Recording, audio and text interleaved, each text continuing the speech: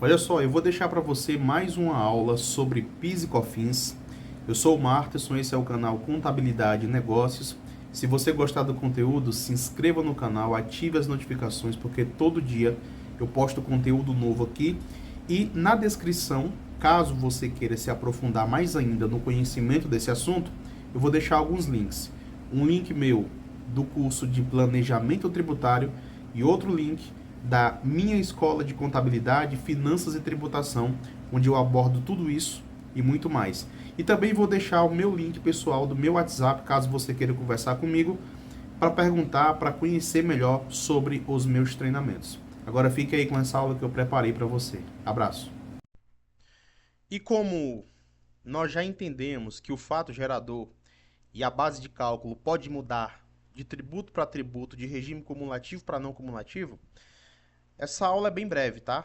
São 5 slides, onde nós iremos entender.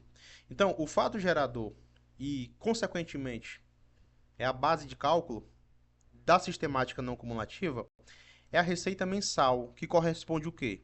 Corresponde à receita bruta e todas as demais receitas, assim entendida a totalidade das receitas auferidas, independentemente da atividade por elas quem as empresas exercidas, e da classificação contábil adotada para a escrituração das receitas. Então, deixa eu mostrar aqui, ó. Aqui a gente vê o que, né? Segundo a própria legislação, o produto da venda de bens nas operações de conta própria, ou seja, a empresa vendeu produtos, ela mesma comprou e vendeu, conta própria. O preço da prestação de serviços em geral, ela prestou serviços. O resultado auferido nas operações em conta alheia, ok? Ela vendeu um produto para outra pessoa e ficou com uma comissão. E as receitas da atividade ou objeto principal da pessoa jurídica, não compreendidas nem nos incisos 1 e 3. Ok, vamos lá. A pessoa jurídica tem uma receita financeira. Se ela estiver tributada na sistemática cumulativa, ela não pagará PIS e COFINS. Mas se ela estiver na sistemática não cumulativa, ela pagará. Ok? E é claro, nós precisamos retirar algumas coisas da base de cálculo, senão a base de cálculo fica muito grande. Por exemplo, as saídas isentas não alcançadas pela incidência da contribuição ou sujeitas à alíquota zero. Então preste bem atenção, outra oportunidade de consultoria. Um supermercado, ele comprou R$ 1 milhão de produtos, colocou sua margem de lucro e vendeu por 1,5 milhão. Eu pergunto, daqueles 1,5 milhão de faturamento, será que tudo vai ser base de cálculo para PIS e COFINS? A resposta é, não dá para saber. Agora, quando o supermercado compra R$ 1 milhão, se naquele R$ 1 milhão tiver muitos produtos isentos, quando o supermercado vender com tributação isenta, ele não pode pagar. Ele não precisa pagar. Onde é que está o problema? O problema está que, quando a mercadoria isenta, vamos imaginar, R$ 1 milhão é comprado por mês. Daqueles R$ 1 milhão, 50 mil é mercadoria isenta. Quando aquela mercadoria chega no supermercado, o departamento de contabilidade do supermercado, se ele não tiver preparo, o que ele vai fazer? Ele vai cadastrar aquele R$ 1 milhão de produto no sistema e vai dizer que a tributação é normal. Resultado, no lugar da empresa pagar PIS e COFINS somente sobre aquele estoque de 950 mil, vai pagar sobre o estoque de R$ 1 milhão. Então, produtos com saídas isentas, ou alíquota zero, ou monofásico, não precisa pagar PIS e COFINS. Tem que ser retirado da base de cálculo. Professor, isso não for retirado, vai pagar tributos a mais, mas pode recuperar os últimos 5 anos, ok? Outra coisa, receitas não operacionais decorrente da venda de ativo permanente. A empresa vendeu algo do seu ativo permanente, não tributa, ok? As receitas auferidas pela pessoa jurídica revendedora na revenda de mercadorias, em relação às quais a tributação sejam exigidas da empresa vendedora, na condição de substituta tributária. Aqui entra dois casos. entra tanto a substituição tributária como a tributação monofásica. Então vamos lá. Existem alguns produtos que, quando o supermercado compra do importador ou do fabricante, o fabricante já acrescentou a tributação do PIS e COFINS na hora da compra. Então o supermercado foi lá, comprou ou do importador ou do fabricante, e o fabricante já colocou o PIS e COFINS dele próprio e ainda colocou o PIS e COFINS do supermercado lá na hora da compra. De modo que quando o supermercado recebe e vende, não precisa mais pagar PIS e COFINS. Ou porque é ST, substituição tributária. Substituição tributária é isso, alguém paga antecipado, ou era monofásico.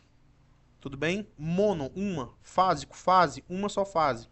Normalmente a tributação acontece em cada fase. Na monofasia acontece na primeira fase. Então, quando acontece na primeira fase, não precisa mais pagar para frente. Ok?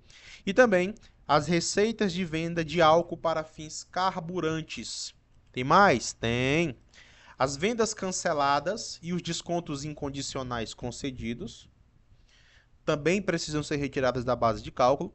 As reversões de provisões e recuperações de créditos baixados como perda, que não representem ingresso de novas receitas. A empresa achava que ia perder um processo na justiça e já preparou lá no passivo um valor, uma provisão. Provisão para perdas judiciais. Provisionou 50 mil. E nem ganhou nem perdeu. Empatou. Resultado: a provisão é desfeita, o faturamento não é modificado, o patrimônio também não vai ser modificado, peço perdão. Por quê? A reversão de provisão não significa ingresso de receita. Ok? Então, retira da base de cálculo.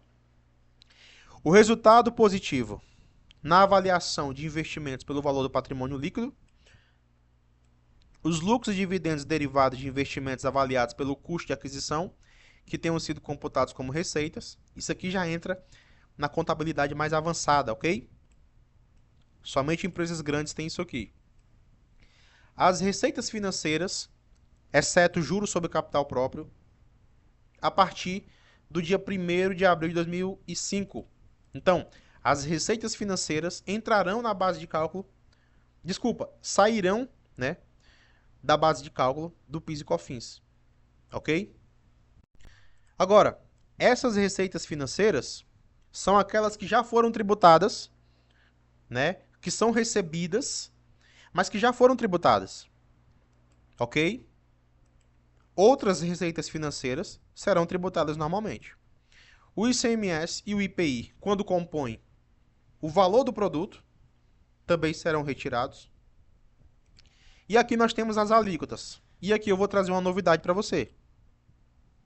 A alíquota do PIS na não cumulatividade, 1,65%.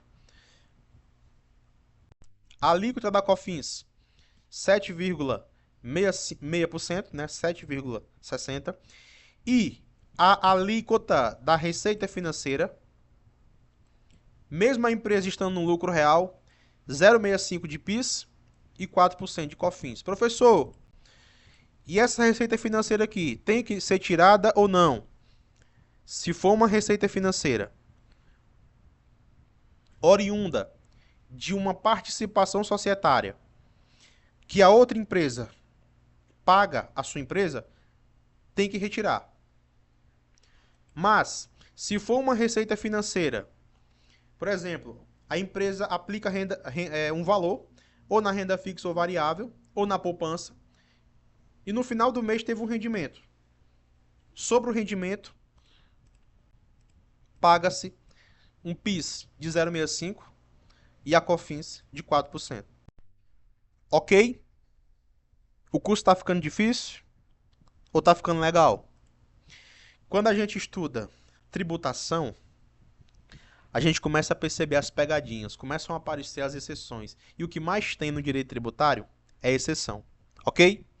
Vamos para a próxima aula. E aí, gostou da aula? Olha só, caso você queira se aprofundar mais ainda, eu criei uma escola de contabilidade, finanças e tributação na Udemy. O link está aqui na descrição, juntamente com o link do treinamento de planejamento tributário. E vou repetir, caso você queira conversar comigo para saber qual treinamento se adequa melhor a você, clica no link, converse comigo diretamente no meu WhatsApp pessoal, eu vou te explicar direitinho. Se você gostou do conteúdo, se inscreva e ative as notificações porque todo dia tem conteúdo aqui. Abraço!